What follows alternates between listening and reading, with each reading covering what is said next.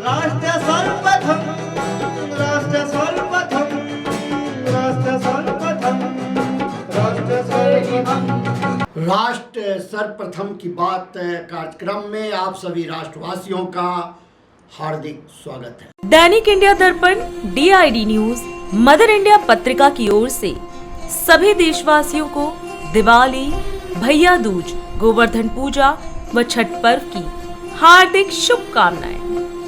प्रधानमंत्री नरेंद्र मोदी ने कहा कि वह अगले सप्ताह मलेशिया में आसियान भारत शिखर सम्मेलन में वर्चुअल माध्यम से भाग लेंगे।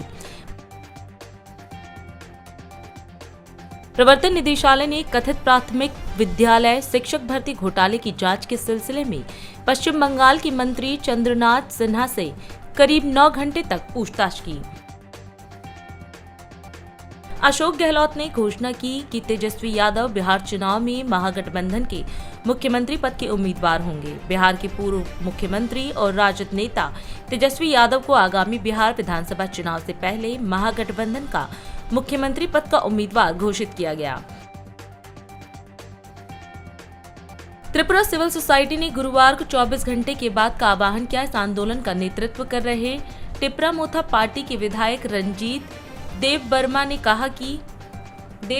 कहा कि बंद को लागू करने के लिए राज्य भर में 25 स्थानों पर बैरिकेड्स लगाए जाएंगे। मेरठ के तेजगढ़ चौराहे पर कपड़ा व्यापारी से अभद्रता कर सड़क पर नाक रगड़वाने के आरोप में घिरे भारतीय जनता पार्टी किसान मोर्चा की जिला इकाई के उपाध्यक्ष विकुल चपराणा के खिलाफ पार्टी ने कड़ी कार्रवाई करते हुए उन्हें सभी पदों से हटा दिया है। कोलकाता से श्रीनगर जा रही इंडिगो एयरलाइंस की विमान को बुधवार शाम ईंधन रिसाव की सूचना के बाद वाराणसी स्थित लाल बहादुर शास्त्री अंतर्राष्ट्रीय हवाई अड्डे पर आपात लैंडिंग करनी पड़ी। प्रधानमंत्री नरेंद्र मोदी 24 अक्टूबर को अपने चुनाव अभियान की शुरुआत करने वाले हैं। उनका पहला पड़ाव बेहद प्रतीकात्मक है, जहां वे समस्तीपुर के कर्पूरी ग्राम में भारत रत्न जननायक कर्पूरी ठाकुर को श्रद्धांजलि अर्पित करेंगे। उत्तराखंड के टिहरी जिले के नरेंद्र नगर क्षेत्र में पावकी देवी मार्ग पर एक वाहन की गहरी खाई में गिर जाने से उसमें सवार 3 युवकों की मौत हो गई। राष्ट्रीय राजधानी में वायु गुणवत्ता सुबह बहुत खराब श्रेणी में बनी रही, जबकि आनंद विहार इलाके में यह गंभीर श्रेणी में दर्ज की गई। महाराष्ट्र के ठाणे शहर में पुलिस ने करीब 46 लाख रुपए मूल्य का गुटखा और प्रतिबंधित तंबाकू जब्त किया। रक्षा मंत्री राजनाथ सिंह ने नई दिल्ली में लेफ्टिनेंट जनरल राज शुक्ला की पुस्तक civil military fusion as a metric of national power and comprehensive security का विमोचन किया। इस मौके पर रक्षा प्रमुख जनरल अनिल चौहान और थल सेनाध्यक्ष जनरल उपेंद्र द्विवेदी भी मौजूद रहे। इस अवसर पर रक्षा मंत्री ने लेखक को बधाई देते हुए कहा कि यह पुस्तक सेना के अनुभवों पर आधारित एक महत्वपूर्ण योगदान है, जो न केवल सैनिकों को प्रेरित करेगी बल्कि युवाओं में भी देश सेवा की भावना जगाएगी। लेफ्टिनेंट जनरल राजा शुक्ला ने कहा कि आज युद्ध के स्वरूप तेजी से बदल रहे हैं और आधुनिक विज्ञान व तकनीक इनके केंद्र में है। यह पुस्तक इन्हीं बदलाव पर केंद्रित है। आज लेफ्टिनेंट जनरल राज शुक्ला की book civil military fusion as a metric of national power and comprehensive security के इस विमोचन के कार्यक्रम में मुझे उपस्थित होना यह अच्छा लगा है। सबसे पहले तो मैं लेफ्टिनेंट जनरल राज शुक्ला समेत आप सबको इस पुस्तक के लिए हार्दिक बधाई देता हूं। कोई भी किताब भले ही कुछ महीनों में या कुछ वर्षों में लिखी जाती है, लेकिन उसके पीछे उस लेखक का बरसों का एक्सपीरियंस और दशकों की इंस्पिरेशन और सैकड़ों वर्षों की नॉलेज और विजडम छिपी होती है। अनेक वर्षों तक आपने जो चिंतन किया, उसके परिणाम स्वरूप यह किताब हम सबके सामने है। और मैं आपको इसलिए भी बधाई देता हूं क्योंकि आपने इस किताब में जो विषय को चुना है वह सिर्फ एडमिनिस्ट्रेटिव नहीं है, बल्कि इंटेलेक्चुअल और मॉरल डिस्कोर्स का भी वह एक हिस्सा है। हालांकि मैं स्वीकार करता हूं कि मैं अभी तक पूरी तरह किताब नहीं पढ़ पाया हूं, लेकिन किताब पढ़ते हुए जो कुछ हिस्से अब तक पढ़ पाया उन पर मैं कुछ बातें यहां पर जरूर करना चाहूंगा। मेरा पहला ध्यान किताब के ब्लर्ब पर गया, जिसमें लिखा था कि दशकों से भारत समेत अनेक देशों ने सिविल और मिलिट्री एडमिनिस्ट्रेशन को अलग अलग रखा हुआ है और इसके पीछे फियर ऑफ मिलिटराइजेशन की बात कही गई है। अर्थात मिलिटराइजेशन के डर से सिविल और मिलिट्री एडमिनिस्ट्रेशन अलग अलग रखे जाते हैं। सही बताऊं तो इस लाइन पर मेरी निगाह कुछ देर के लिए रुकी। मुझे लगा कि इस सोच को भारत की कल्चरल और हिस्टोरिकल जमीन पर रखकर देखना जरूरी भी है। भारत जैसे देश में जहां लोगों को शासन पर, प्रशासन पर और संविधान पर इतना भरोसा है, जहां पर धर्म के प्रति लोगों की इतनी गहरी निष्ठा हो, ऐसे देश में सिर्फ मिलिटराइजेशन के डर के कारण सिविल और मिलिट्री एडमिनिस्ट्रेशन को अलग अलग रखा गया हो, इस बात से मैं उतना सहमत नहीं हो पाता हूं। सहमत इसलिए नहीं हो पाता हूं क्योंकि जब मैं इस विचार पर सोचता हूं तो मुझे रामायण का एक अत्यंत प्रेरक प्रसंग याद आता है। आप याद करिए, जब भगवान श्री राम ने उनको वनवास मिला था और वे लक्ष्मण था माता सीता के साथ वन में निवास कर रहे थे, उसी दौरान भरत अयोध्या के तमाम लोगों के साथ और अयोध्या की सेना के साथ भगवान राम को वापस बुलाने जाते हैं। यहां ध्यान रखिए कि भरत उस समय अयोध्या की सेना के कमांडर इन चीफ थे।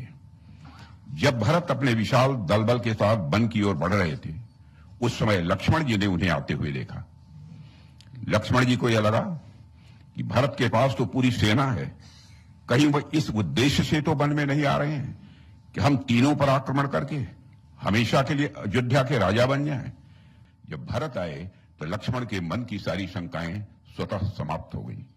हमारे यहां हमेशा पावर का उद्देश्य लोगों का संरक्षण और उनकी सेवा करना रहा है और इसी कारण भारत में कभी भी सिविल एडमिनिस्ट्रेशन और मिलिट्री के बीच कॉन्फ्लिक्ट की स्थिति कभी नहीं पैदा हुई, क्योंकि दोनों का उद्देश्य राष्ट्र की रक्षा और जनता की सेवा ही रहा है। भैया दूज के पावन अवसर पर श्री केदारनाथ धाम के कपाट विधि विधान और धार्मिक परंपराओं के साथ शीतकाल के लिए बंद कर दिए गए। इस अवसर पर मुख्यमंत्री पुष्कर सिंह धामी ने बाबा केदार की पूजा अर्चना में शामिल होकर आशीर्वाद प्राप्त किया। मुख्यमंत्री ने कहा कि इन दिव्य और भावनात्मक क्षणों में बाबा केदार के दर्शन से अपार शांति और आत्मिक ऊर्जा का अनुभव हुआ।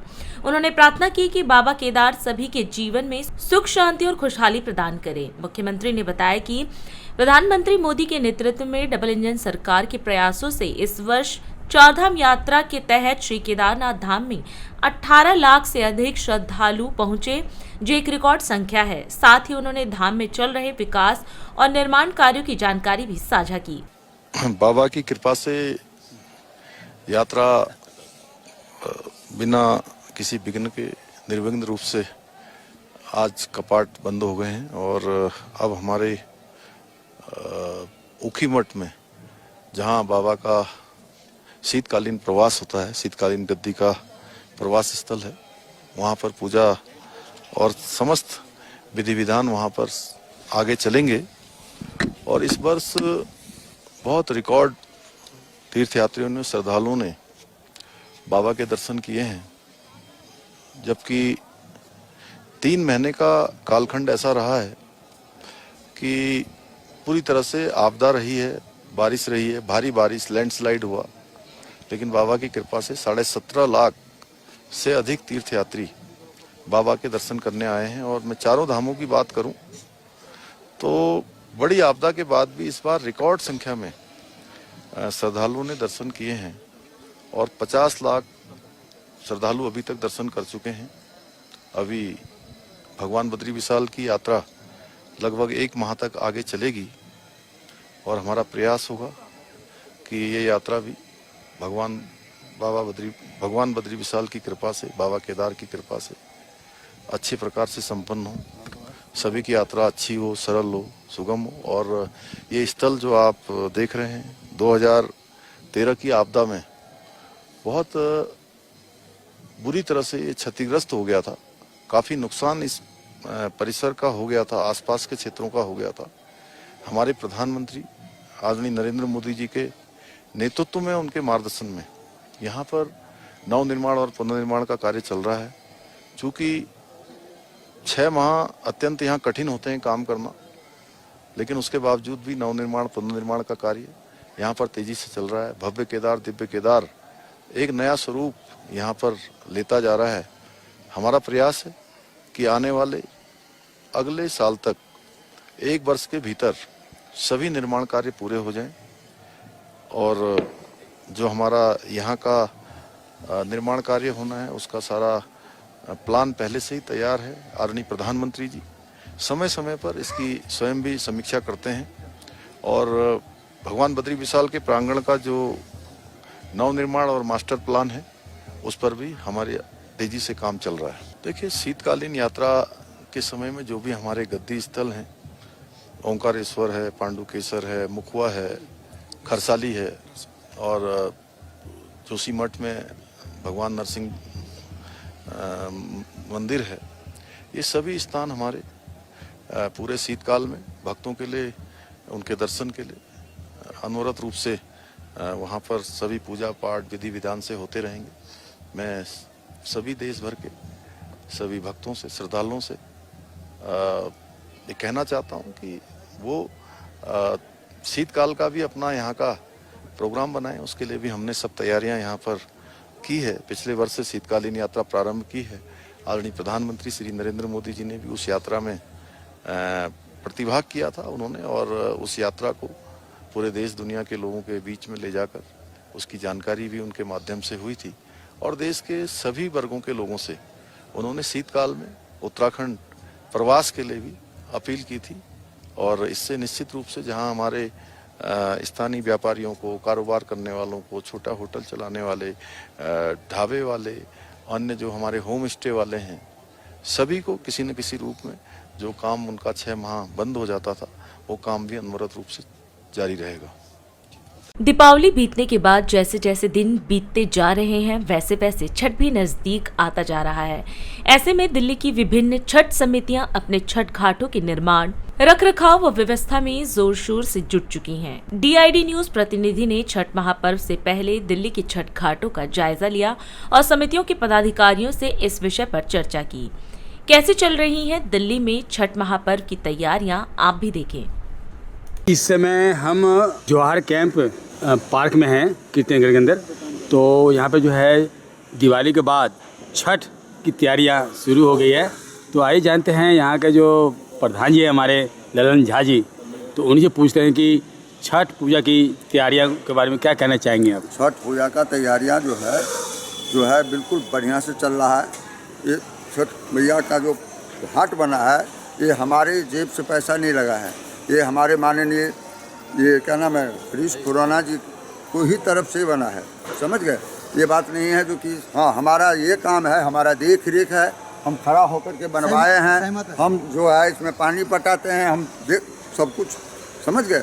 लेकिन उन्होंने पौर साल जब आए थे तो यहाँ कच्चा घाट था, और जब ये कच्चा घाट था तो बोले जी क्या, मैंने कहा कर क्या सकते हैं। पहले तो उसमें पक्का घाट था, लेकिन बीच में इसमें सीवर डल गया कोरोना काल का समय में, और जब इसमें सीवर डल गया तब से ये कच्चा ही घाट चल रहा था।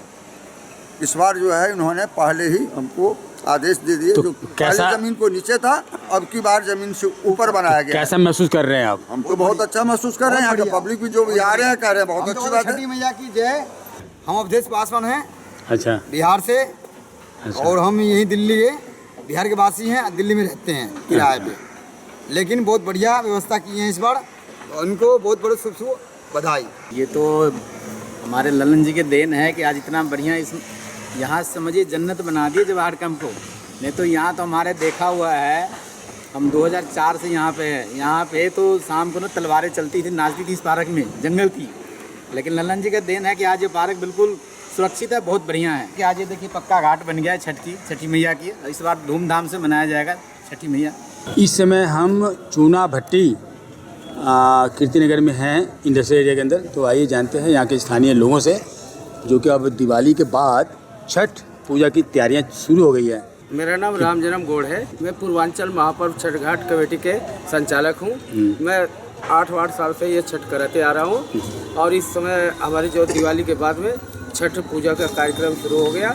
साफ़ सफाई व्यवस्था सारा कुछ चालू है। बाकी 27 अक्टूबर को छठ है और 25 तारीख को खरना वरना। बाकी जो छठ के ये घाट है ये सब देख लो, सुचारू रूप से तैयारी चल रही है।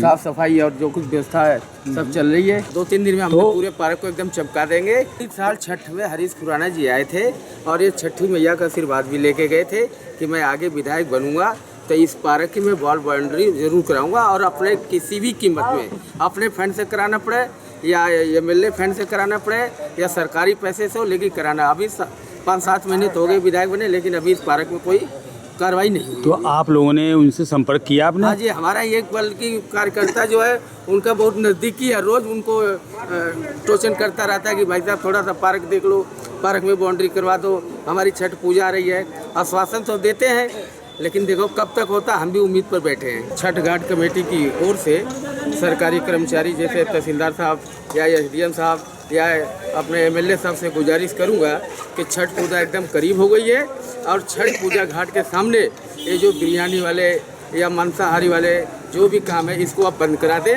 तो बड़ी मेहरबानी होगी। सर हम तो कहना चाहते हैं कि हमारे एरिया के जो विधायक है इसको पहल का नंबर ठीक कराएं, क्योंकि बाउंड्री कभी नहीं करते हैं और अगला साल हम लोग बुलाए भी विधायक को, तो विधायक जी हमारे आए भी नहीं।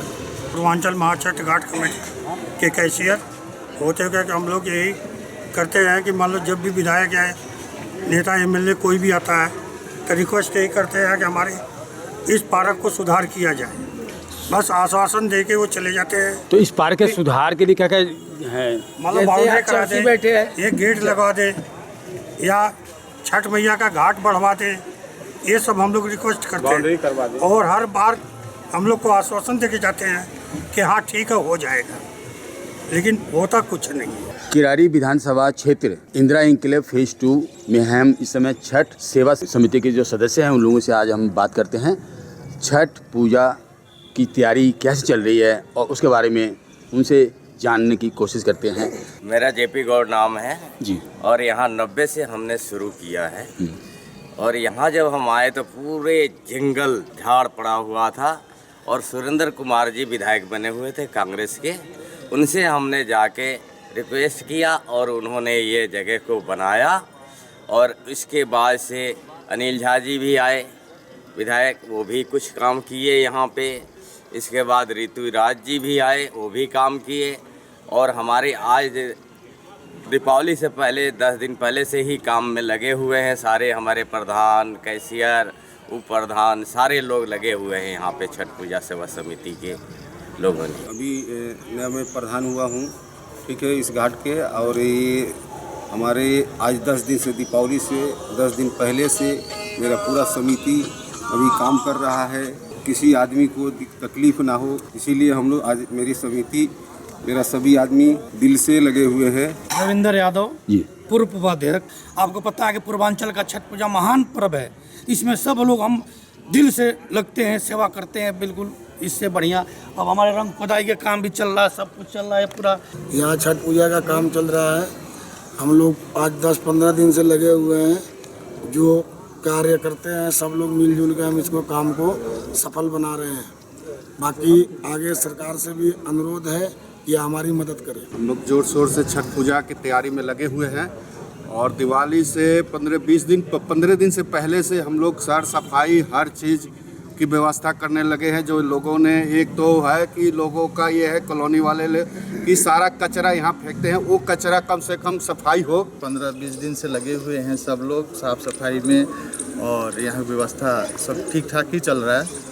बाकी जय छठी मैया। कमल किशोर, बिहार पूर्वांचल स्वराज संघ सोसाइटी अध्यक्ष बोल रहे हैं। ये जो घाट, जिस घाट पे खड़े हैं, राम वाटिका मिथिला नवयुवक संगठन घाट के नाम से ये 2017 से स्टार्ट है। दिल्ली में पहली बार छोटी छोटी घाट की अवस्था में बसई गांव के अंदर DDM मार्केट के पास यहीं हमारा घर भी है।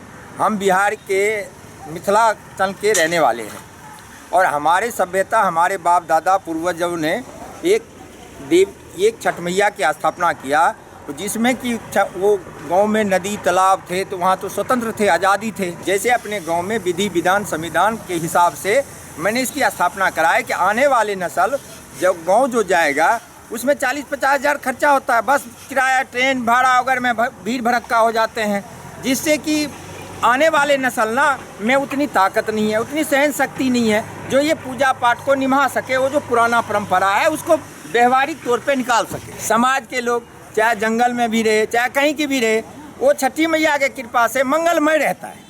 अभी समय है एक ब्रेक का, हम चलते हैं ब्रेक पर, आप कहीं जाए नहीं, छोटा सा ब्रेक। इस दिवाली सिर्फ दीप नहीं सपने भी सजाए। श्रेया फर्निशिंग्स में मिलेगा आपके घर का नया रूप। त्योहार की तरह खुशियों से भरपूर Shreya furnishing, a unit of निर्मल्स।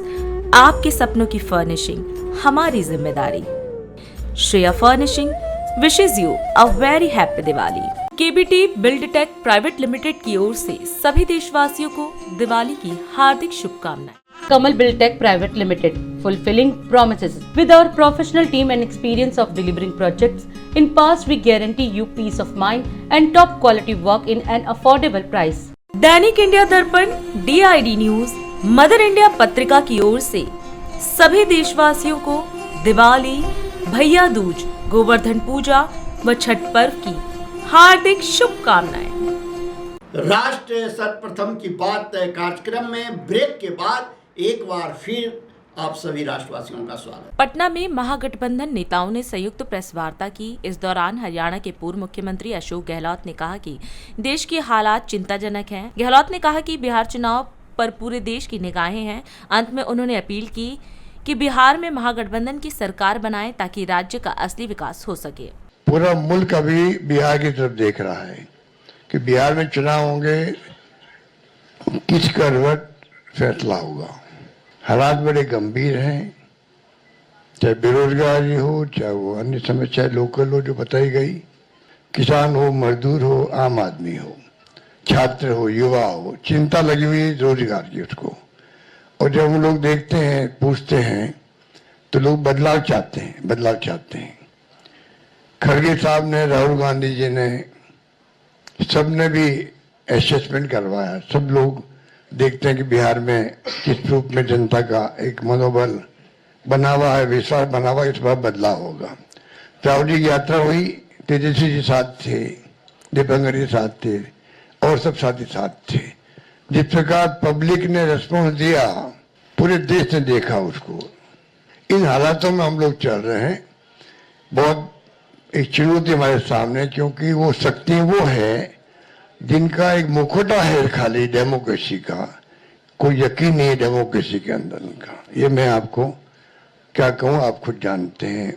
इसलिए मैं कहना चाहूँगा कि इस मौके पर जो है, इस मौके पर कि पिछला चुनाव भी जो है, अभी तो इंडिया गठबंधन बन गया पुलिस भर के अंदर, अच्छी परफॉर्मेंस दी है पार्लियामेंट के अंदर, कोई कम बात नहीं थे। 240 पे लाके छोड़ दिया उन लोगों को, 400 पार के नारे लगा रहे थे वो लोग। सब कुछ देख लिया देश ने, और फाउल नहीं खेलते तो हो सकता सरकार भी उनकी नहीं बनती। उन हालातों में जब देखते हैं तो पाते हैं कि अब लोग समझ गए हैं। पिछला गठबंधन आपका लोकल था, महागठबंधन, तेजस्वी जी ने उस वक्त में भी कमाल किया। तेजस्वी जी की घोषणा करना मायने रखता है। और साथ में सबकी राय बनी है कि जो हमारे अन्य पिछड़ा वर्ग के साथी हैं, मुकेश सहनी जी, जिनको आप सब जानते हैं, मुकेश सहनी जी, जो एक संघर्ष करते हुए यहाँ तक पहुंचे हैं, अपनी पार्टी बनाई है, अपनी अकल होशियारी से, अपनी मेहनत से बनाई है, गरीबों के मसीहा के रूप में, अपनी कौम के मसीहा के रूप में उभर के आए हैं। ऐसे नौजवान को हमने तय किया है वो उप मुख्यमंत्री होंगे साथ में। छठ पर्व नजदीक आते ही दिल्ली की सियासत गर्मा जाती है। भाजपा का दावा है कि यमुना के सभी घाटों पर भव्य छठ पूजा का आयोजन किया जाएगा। वहीं आम आदमी पार्टी ने यमुना में दिख रहे सफेद झाग को लेकर मुख्यमंत्री रेखा गुप्ता की सरकार पर झूठ बोलने का आरोप लगाया है। आप नेता सौरभ भारद्वाज ने प्रेस वार्ता में कहा कि हरियाणा के हथनी कुंड बैराज से उत्तर प्रदेश के किसानों का पानी डाइवर्ट कर यमुना में छोड़ा गया है ताकि छठ के 3 से 4 दिनों तक प्रदूषण को छुपाया जा सके। हमें खुशी है वो भारतीय जनता पार्टी जो पिछले 30 साल से गुजरात में सरकार बना के बैठी है, महाराष्ट्र में इनकी सरकार रही, जहाँ पे दिल्ली के बराबर पूर्वांचली भाई बहन रहते हैं, वहाँ इन्होंने कभी छठ के लिए इतने बड़ी मात्रा में कोशिशें नहीं की जितनी ये दिल्ली में कर रहे हैं। उसके दो बड़े कारण हैं। एक तो अरविंद केजरीवाल जी ने इतनी लंबी लकीर खींच दी है कि अगर मोहल्ला क्लिनिक की तरह छठ पूजा के कार्यक्रम को ये बंद करेंगे तो सीधा 2 हफ्ते बाद जो बिहार में चुनाव है उसमें इनको तुरंत उसका असर दिखेगा। इसलिए इन्होंने अपनी जो छटपटाहट है उसको इन्होंने रोका है। दूसरा, दिल्ली के लोगों से जो झूठ बोल रहे थे कि हमने यमुना को साफ कर दिया है, आज हम उसकी पोल भी खोलेंगे। सबसे पहले तो मैं आपको वो वीडियो दिखाऊंगा जो आज सुबह 4:45 बजे का वीडियो है, क्योंकि 3 दिन पहले इन्होंने क्या किया कि यमुना पे गई, यमुना पे इन्होंने एक केमिकल डिफॉर्मिंग एजेंट का स्प्रे कराया। स्प्रे कराने के बाद इन्होंने मीडिया को बुला के कहा देखिए हमने यमुना को साफ कर दिया। और हमने तब भी आप सबको कहा था कि यमुना को नहीं साफ किया इन्होंने सिर्फ झाग को साफ किया है।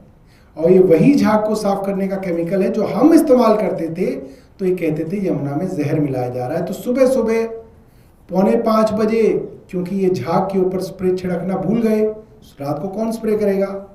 तो ये 2 तरीके से दिल्ली वालों के साथ छल कपट कर रहे हैं। पहला, जिस केमिकल को ये जहर बताया करते थे, कहते थे दिल्ली वालों को हम मार डालेंगे, उस केमिकल का स्प्रे कर रहे हैं। और दूसरा जो छल कर रहे हैं वो महापाप है जो इन्होंने पिछले 10-11 साल दिल्ली के पूर्वांचलियों के साथ किया। हर साल छठ पूजा से पहले, हमसे पहले शीला दीक्षित जी की सरकार थी, उससे पहले और सरकारें होंगी, एक तय तरीका था कि छठ पूजा के आसपास हरियाणा के हथनी कुंड बैराज से यमुना में अतिरिक्त पानी छोड़ा जाता था। अब वो अतिरिक्त पानी छोड़ते थे तो क्या होता था कि जो नजफगढ़ नाले से जो प्रदूषित पानी है उसके अंदर हरियाणा से यमुना का पानी आके मिक्स हो जाता था, डाइल्यूट हो जाता था, प्रदूषण कम हो जाता था, छठ मनाने लायक वो पानी हो पाता था, कम से कम झाग कम हो जाते थे। ये हर साल किया जाता था। मगर जब अरविंद केजरीवाल की सरकार दिल्ली में बनी, इन्होंने हरियाणा की सरकार के साथ षड्यंत्र करके यमुना का पानी हर साल रोका। छठ से पहले तो बिल्कुल रोका, सिर्फ इसलिए रोका कि यमुना का पानी कम हो जाएगा, नजफगढ़ नाले का पानी तो उतना ही रहेगा, तो यमुना ज्यादा प्रदूषित हो जाएगी, उसमें और झाग बनेंगे और हमारे गरीब पूर्वांचली भाई छठ नहीं मना पाएंगे। ऐसी मानसिकता की पार्टी है भारतीय जनता पार्टी। भारतीय जनता पार्टी की सरकार ने कई प्रेस वार्ता करके अरविंद केजरीवाल सरकार को खूब गालियां दी। इन्होंने कहा कि साहब ये जो टेंट लगवाने का काम कांवड़ शिविर में होता था उसमें पैसे खाए जाते थे, इसीलिए टेंट लगवाए जाते थे, टेंट वाले को पैसे देके कमीशन लिया जाता था और ये बहुत बड़ा भ्रष्टाचार था। लिहाजा भारतीय जनता पार्टी की सरकार ये काम नहीं करेगी, वो डीबीटी करेगी, डायरेक्ट बेनिफिट ट्रांसफर करेगी, सीधा कावड़ पूजा कराने वालों को पैसा दे देगी और कहेगी भाई टेंट साउंड जो लगवाना है तुम लगवा लो, पैसा ले लो।